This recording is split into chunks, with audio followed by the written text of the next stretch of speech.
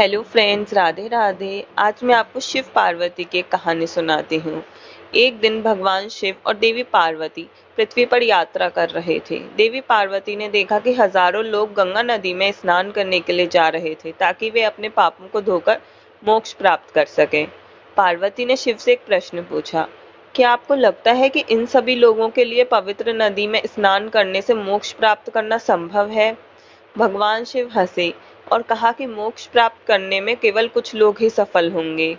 केवल वही लोग मोक्ष प्राप्त करेंगे जो श्रद्धा और शुद्ध विचारों के साथ आए हैं और स्नान के बाद कोई कुकर्म नहीं करते। इनमें से अधिकतर लोग इसे महज एक रस्म समझते हैं, एक ऐसी क्रिया जिन्हें उन्हें करना ही है। ठीक वैसे ही जैसे गाजर या चावल लेने के लिए बाजार जाना पड़ता है, वे स्वयं को और दूसरों को यह विश्वास दिलाने की कोशिश करते हैं कि वे पवित्र हैं, लेकिन वे केवल अपने अहंकार को संतुष्ट कर रहे हैं।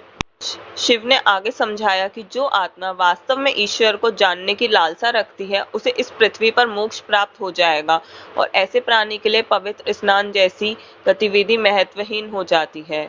लेकिन देवी पार्वती ने आपत्ति जताते हुए कहा कि इनमें से कई लोगों ने अपनी धार्मिक तीर्थ यात्रा में बहुत मेहनत की है और दूर दूर से आए हैं। उन्होंने शिव से पूछा, निश्चित रूप से वे अपनी आध्यात्मिक खोज में गंभीर होंगे।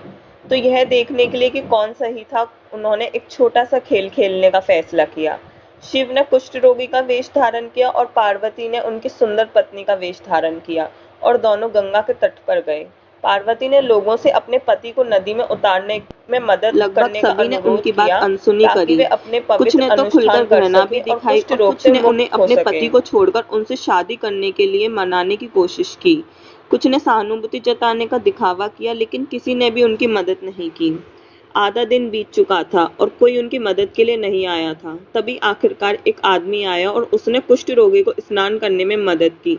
स्नान पूरा होने पर वह बिना कुछ कहे बस दोनों को नमस्ते कर कर चला गया, उनसे बदले में कुछ नहीं मांगा।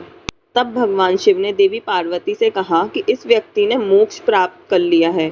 इसे यह एहसास हो चुका है कि सब कुछ दिव्य है, सब कुछ ईश्वर है और हम में कोई भेद नहीं है। वह एक शांत और सौम्य आत्मा थी, जिनके लिए बीमार और सुंदर व्यक्ति एक समान है। तो अगर आपको ये कहानी अच्छी लगी हो तो मेरे चैनल को सब्सक्राइब कीजिएगा, वीडियो को लाइक कीजिएगा और अगर ऐसी ही कहानियाँ सुननी हो तो कमेंट कीजिएगा। Thank you for watching. ओम नमः शिवाय।